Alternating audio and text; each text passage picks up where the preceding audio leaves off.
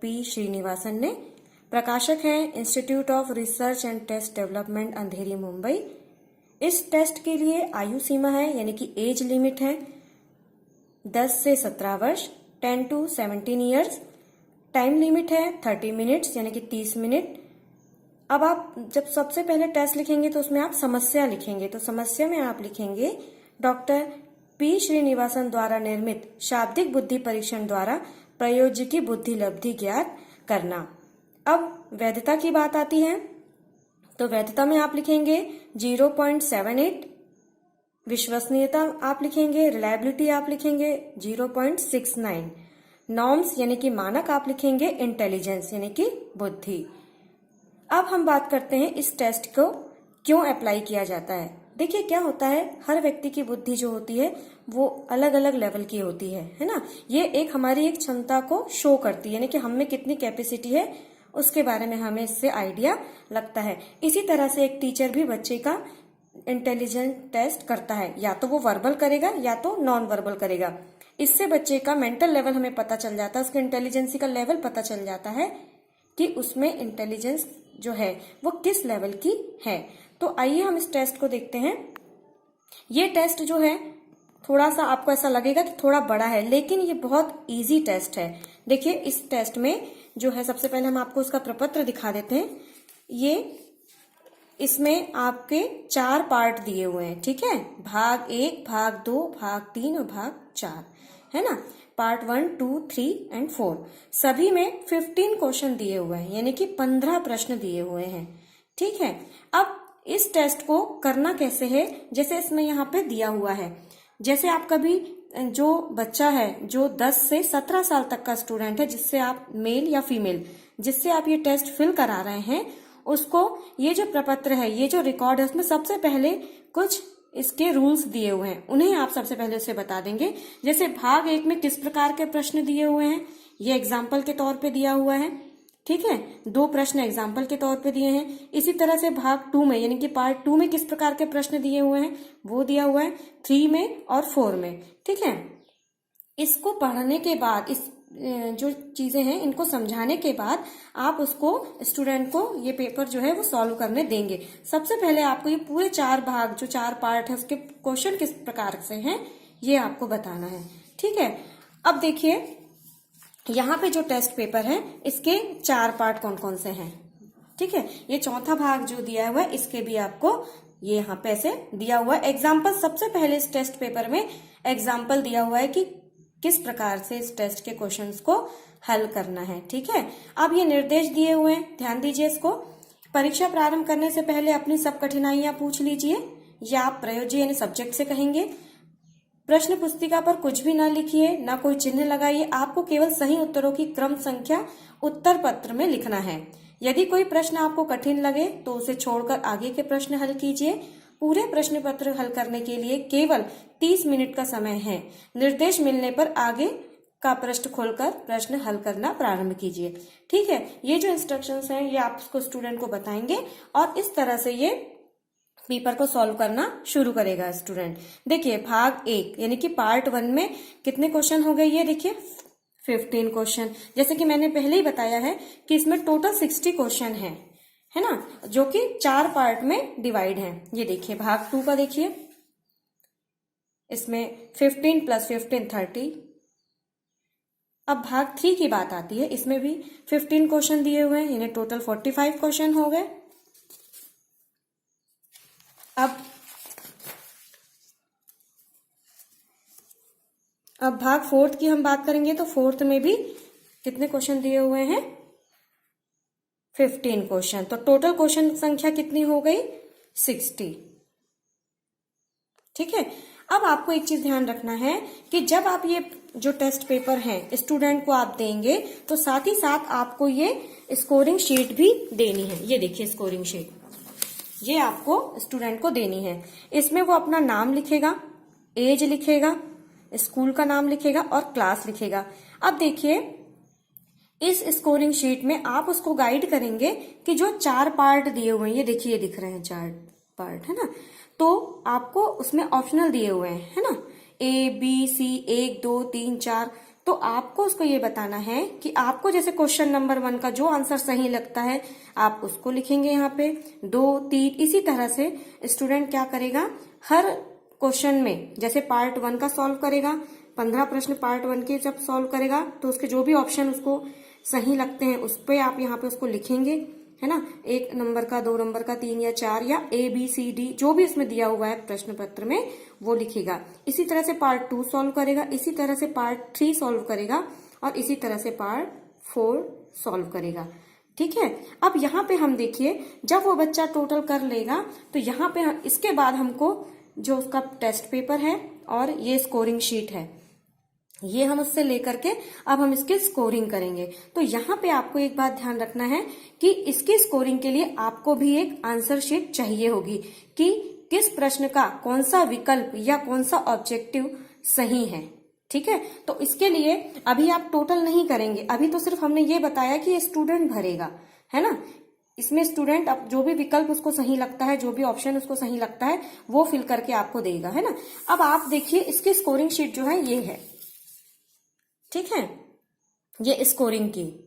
ठीक, इसमें देखिए पार्ट 1 में जो है ये देखिए पार्ट 1 में ये दिया हुआ है, इसका आंसर दिया हुआ है। ठीक है, क्वेश्चन नंबर 1, 2, 3 इस तरह से 15 क्वेश्चन है, उनका आंसर कौन सा सही है। जैसे कि पहले प्रश्न का दूसरा विकल्प सही है, दूसरे प्रश्न का चौथा विकल्प सही है। इस तरह से ध्यान से देखिए ये क्वेश्चन दिया हुआ है और ये Q और A का मतलब ये क्वेश्चन है और आंसर है। तो क्वेश्चन नंबर 1 जो है उसका सही आंसर 2 नंबर का ऑप्शन है। ठीक है, इस तरह से आप पार्ट 1 ये देखिए थोड़ा इस तरह से दिया हुआ है, पार्ट 2, ठीक, ये दिया हुआ है पार्ट 3 और ये दिया हुआ है पार्ट 4। ठीक है, तो यहाँ पे हमें टोटल 60 क्वेश्चंस के जो सही विकल्प हैं उनका हमको स्कोरिंग शीट से हमको कैलकुलेशन करना है। ठीक है, अब आपने देखिए इस तरह से आपको क्या करना है, सही प्रश्न यदि वो देता है, सही उत्तर देता है तो उसमें आपको 1 मार्क्स देना है। यदि उसका ऑप्शन गलत है या गलत आंसर देता है तो आपको वहां पे 0 मार्क्स देना है।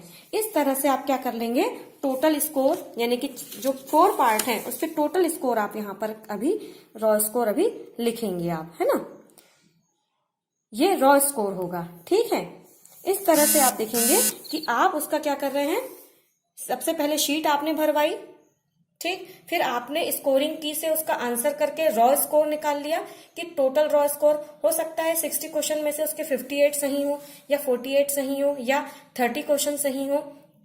तो यहाँ पे आपको सही पर 1 नंबर और गलत पे 0 मार्क्स आपको देने हैं। ठीक है, अब बात आती है कि जब हम रॉ स्कोर निकाल लेंगे तो उसके बाद हमें क्या करना है। ठीक है, अब बात आती है कि मानसिक आयु और बुद्धि लब्धि की, यानी कि मेंटल एज और इंटेलिजेंस कोशेंट। अब आप पूछेंगे कि ये मानसिक आयु का मतलब क्या है। देखो, कभी भी इंटेलिजेंसी का हम जब निकालते हैं तो उसका एक फॉर्मूला होता है। ठीक है, वो फॉर्मूला मैं आपको बता देती हूँ। ये फॉर्मूला देखिए, बुद्धि लब्धि का सूत्र, ठीक है, मानसिक आयु बटे जीवन या वास्तविक आयु into 100, mental age into 100 upon chronological age या करेंट एज। ठीक है, अब मानसिक आयु का मतलब देखिए कि मानसिक आयु बालक या व्यक्ति की सामान्य योग्यता बताती है। मानसिक आयु हमें किसी व्यक्ति की बुद्धि लब्धि के समय बुद्धि परीक्षण द्वारा ज्ञात करने की जाने वाली सामान्य मानसिक योग्यता के बारे में जानकारी देती है। ठीक है, और इंटेलिजेंस कोशेंट की हम बात करें यानी बुद्धि लब्धि की बात करें तो बुद्धि लब्धि बालक या व्यक्ति की सामान्य योग्यता के विकास की गति बताती है। बुद्धि लब्धि यह बताती है कि मानसिक योग्यता में किस गति से विकास हो रहा है। ठीक है, कि हमें ये जो मेंटल एज है, हमें हमेशा इंटेलिजेंस टेस्ट जब भी हम करेंगे तो उसमें बिना मेंटल एज के बुद्धि लब्धि का यानी IQ का नॉलेज हम नहीं गेन कर पाएंगे, यानी कि हासिल नहीं कर पाएंगे। तो ठीक है, यहाँ पे आपको इतना काम करना है कि ये जो IQ का फॉर्मूला है इसको आपको हमेशा याद रखना है। कई बार एक्सटर्नल द्वारा ये फॉर्मूला पूछा जाता है और इसी फॉर्मूले से हम इंटेलिजेंस का जो है IQ हम उस बच्चे का ज्ञात करते हैं। ठीक है, तो यहाँ पे आपने देखा कि यहाँ पे आपने टोटल किया उस स्टूडेंट का। अब जब यहाँ रॉ स्कोर आप टोटल कर लेंगे तो आप सोचेंगे कि जो जीवन या वास्तविक आयु है यानी कि क्रॉनिकल एज है, क्रॉनिकल एज तो बच्चे की एक्चुअल एज होगी, या वो 10 वर्ष का है, 13 वर्ष का है या 14 वर्ष का है, ये आपको हासिल हो जाएगा क्योंकि स्टूडेंट आपको बता देगा। अब बात आती है मेंटल एज की। तो मेंटल एज आप कैसे हासिल करेंगे? तो इसके लिए अपने पास ये एक टेबल दिया हुआ है, ध्यान से देखिए, ये टेबल दिया हुआ है, ये देखिए यहाँ पे कॉलम दिया हुआ है raw scores, mental age in month, इसी तरह से पूरे अपने को रॉ स्कोर यहाँ पे दिए हुए हैं। देखिए रॉ स्कोर एंड में देखिए 60 तक दिया हुआ है, सीधी सी बात है क्योंकि हमारे क्वेश्चंस भी कितने हैं, टोटल 60 क्वेश्चन है। तो यहाँ पे जो बच्चा सॉल्व करेगा क्वेश्चन, उसका जो भी आंसर आएगा यानी कि रॉ स्कोर, जैसे आप 1 और 0 मिला के जितने टोटल नंबर उसके 38 आ रहे हैं या 48 आ रहे हैं या 58 आ रहे हैं, तो आप यहां से उसकी मेंटल एज देख लेंगे जो कि किसमें दी हुई है, मेंटल एज इन मंथ यानी कि माह में दी हुई है। ठीक है, यहाँ पे ध्यान से देखिए, टोटल रॉ स्कोर का आप मेंटल एज निकाल लेंगे। ठीक, अब इसको एक उदाहरण से समझिए। ठीक है, जैसे कि मान लीजिए आपने जो प्रपत्र बच्चे को दिया तो उसका रॉ स्कोर कितना आ रहा है, 58। ठीक है, रॉ स्कोर आ गया 58 और उसकी क्रॉनिकल एज कौन सी है, 10 ईयर्स यानी कि 10 साल का वो स्टूडेंट है। अब बात आती है मेंटल एज कैसे निकालेंगे। मैं आपको पहले बता चुकी हूँ कि मेंटल एज कैसे आप निकालेंगे, उस टेबल से जिसमें मेंटल एज इन मंथ दिया हुआ है। ठीक है, आईक्यू का फॉर्मूला आपको मालूम ही है, IQ is equal to MA/CA into 100। ठीक है, अब रॉ स्कोर मान, जैसे यहाँ पे एग्जाम्पल में 58 दिया हुआ है, तो यहाँ पे आप 58 का रॉ स्कोर देखिए कितना दिया हुआ है, 223, 223। ध्यान से देखिए, ठीक है, ये 223 दिया हुआ है। अब हम इसको यहाँ पे ऐसे लिखेंगे समीकरण में यानी कि फॉर्मूला में। तो आपको हमने पहले ही बताया है कि जो हमारी मेंटल एज है वो किस में दी हुई है, मंथ में, और स्टूडेंट की जो एज है वो क्या है, ईयर में। तो हम क्या करेंगे, यहाँ पे मेंटल एज को एज इट इज लिखेंगे और जो करंट एज है या उसकी क्रॉनिकल एज है उसमें इंटू 12 करेंगे ताकि वो भी मंथ में कन्वर्ट हो जाए, और इंटू 100 करेंगे। ये देखिए इस तरह से 223, और जब 10 वर्ष में 12 माह का गुणा करेंगे या इंटू करेंगे तो 120 आ जाएगा। ऐसे करके आपको उसका IQ आपको मिल जाएगा। ठीक है, आपको बस इतना ध्यान रखना है कि आपका जो रॉ स्कोर है उससे आपको बिल्कुल सही मेंटल एज निकालनी है। ठीक, क्रॉनिकल एज आपके पास है ही, उसको अपन इसलिए मंथ में कन्वर्ट करेंगे क्योंकि हमारी मेंटल एज मंथ में दी गई है। ठीक है, अब आपके पास IQ निकल गया, इंटेलिजेंस क्वोशिएंट निकल गया। ठीक है, अब आप इससे इस कैटेगरी को देखेंगे। देखिए ये कैटेगरी देखिए ध्यान से, IQ रेंज, यदि बच्चे का 140 से ऊपर आया है तो जीनियस। ठीक, जो IQ हमने फॉर्मूला से निकाले हैं उसी के हिसाब से आपको कैटेगरी निकालनी है। ठीक है, अब देखिए जैसे जैसे IQ आएगा आपका वैसे वैसे आपको यहाँ very superior, superior, average, border line, है ना, ये सारी चीजें आपको लिखना है। तो यहाँ पे आपकी क्या हो जाएगी, बच्चे का कैटेगरी आ जाएगी। ठीक है, यहाँ पे आप टोटल स्कोर लिखेंगे उसका, बच्चे का कितना है, IQ कितना आया उसका जो कि अपन ने फॉर्मूले से निकाला है, और ग्रेड में आप क्या लिखेंगे कि वो किस लेवल का है, जीनियस है, वेरी सुपीरियर है। तो ये आपको यहाँ पे ध्यान रखना है, और उसके लेवल आ जाने के बाद आप उसको सही सलाह देंगे कि वो अपने मेंटल लेवल को बढ़ाने के लिए क्या करे, है ना, और जिसका बहुत शार्प माइंडेड है वो अपने आप को और कैसे अच्छे से इम्प्रूव कर सकता है। ये सारी चीजें आप इस प्रैक्टिकल के बाद उसको अच्छे से एडवाइस करेंगे। ठीक है, इंटेलिजेंसी का लेवल ज्ञात करने से हमें ये होता है कि स्टूडेंट का क्लासिफिकेशन हम आराम से कर सकते हैं, और उनका एक अलग क्लास डिवाइड करके, जो बच्चे थोड़े कमजोर हैं उनको हम और एफर्ट्स लगा करके पढ़ा सकते हैं, जो बच्चे बहुत इंटेलिजेंस हैं उनको और चैलेंजिंग काम दे सकते हैं।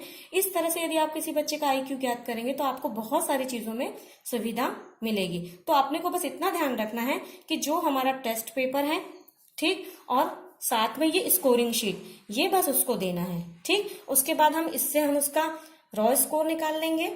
ठीक, रॉ स्कोर से हम उसकी मेंटल एज निकाल लेंगे, मेंटल एज से हम उसका, है ना, फॉर्मूला से MA/CA इंटू 100 करके IQ निकाल लेंगे मेंटल एज में, चूंकि मंथ में दी हुई है इसलिए जो क्रॉनिकल एज है उसमें 12 का गुणा करेंगे यानी इंटू करेंगे, ताकि हमें वो जो उसकी एज है करंट एज वो भी हमें मंथ में प्राप्त हो जाए।